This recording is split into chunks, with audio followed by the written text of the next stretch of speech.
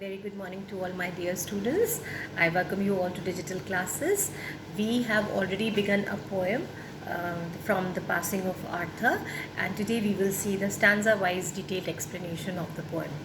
So, what did I tell you in my last lecture? I told you that in this particular poem, King Arthur is talking to his very loyal knight, and he is telling him that he should accept the change of time. That is the basic theme of this poem. So let us see the first stanza. But before that, children, there is a little change in your book this time, and they have published a little explanation just to give you, make things easier for you. Let's just read out that first. The old order changeth, yielding place to new. This is just a line that is being introduced to you all like that, and God fulfills himself in many ways. Fulfilling here means it is a way of God to fulfill his will in this world. So that is how the law of nature has been created by God, and this is how God fulfills himself. His will is brought into this world. Lest one good custom corrupt the world. Word lest here means otherwise. One good custom, one something that is meant for the good of people, if it continues for a very long time and if it persists, maybe that it causes some kind of change and it causes some kind of wrongdoings to people. So change is a must, it should be changed, and there has to be changes in life and in the entire system. Lest one good custom should corrupt the world.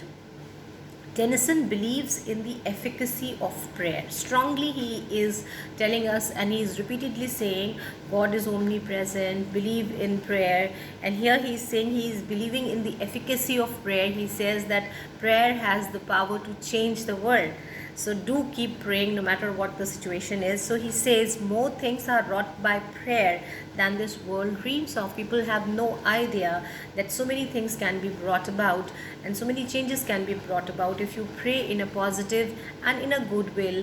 And if you pray, and one more thing children, that prayers should be towards the end of betterment and for the good of all people. We should never have any prayer which should be harmful for other people. So he's saying there are so many things people are not even aware of, that things can be brought out by means of prayer.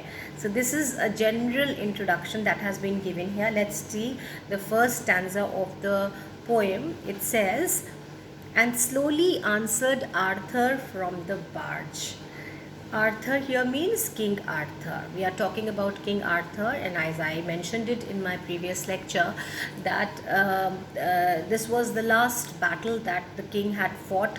He had set up a system of knighthood, and as I said, there was a system of knighthood of round table. He had certain knights in his kingdom, and these were those soldiers who had proficiency in warfare, and they were there to save people from difficult times, from the wicked people, and to help them out for good cause. So Sir Bedivere was one of his most loyal and favorite knights, and when they had completely lost the battle. The king was so badly wounded that he was on the verge of dying. He had three queens, and this was the time when somehow Sir Bedivere wanted that the king should have a peaceful and graceful death. So, in order to save him from not dying on the battlefield, he somehow managed to bring him with some of his loyal people. He somehow managed to bring him to the barge. Barge here means a very small boat, and he managed to put the king in the boat, and he was with his queens, and then he is bidding him a farewell, and he knows that he is not going to see the king anymore. So he is very sad. He is sad because a system has come to an end. He is sad because they have lost the battle. He is also sad because the king is not going to survive anymore, and he was very loyal to his king and to his country. So there were so many things that were standing right in front of him, and he did not know what to do. So first, after having saved the king and his life, though he knew that he will not survive because his wounds were so bad and he was bleeding and he was in a very bad state of in his physical health that anybody could know, seeing him, that he would not survive for long. But still, giving he was a loyal friend of the king, and the king deserved a very royal funeral. So in order to not let him die on the battlefield, he somehow managed to bring the king to the barge, and he was bidding him a farewell. So now you have understood why was Bedivere so sad, and the king himself knew that it was the end of his life. So taking his three queens with him, he was leaving, and seeing him, he could read his face, he could see his expressions, and the king could read his face. And then he is answering slowly. He's saying, the poet is saying, and slowly answered. Why is he speaking slowly? Because he's so badly wounded, he has bleeded so much that no more strength is left in his body to even speak. So he is barely able to speak. So he is very slow in speaking manner, and he's answering Arthur from the boat or the barge in which he is.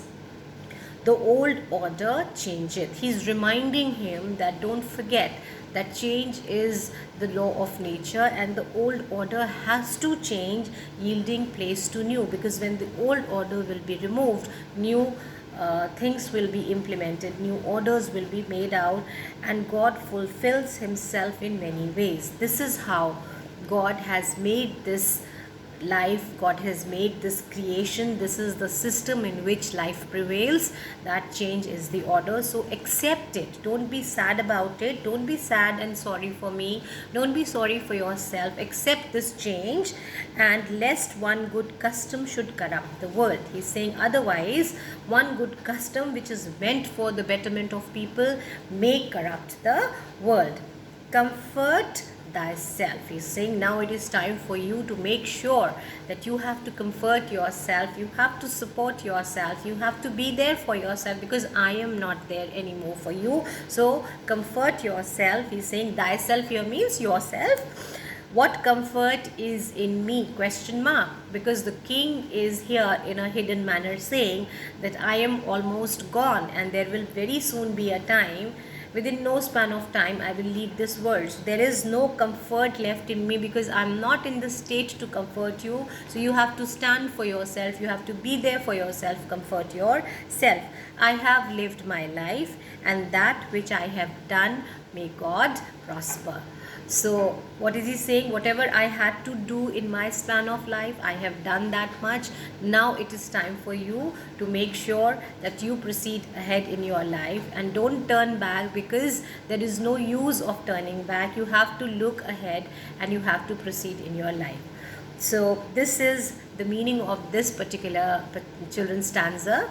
That means that the king was not in the condition to answer, but he was speaking to him. He was trying to console Sir Bedivere, because that was the only thing that he could do. That were his last words to him, and he was telling him that don't be sorry, don't feel bad about this, because change is the order of the world. So with this we end this lecture. I hope you have understood, and we will very soon meet children in my next lecture. Up till then, goodbye children.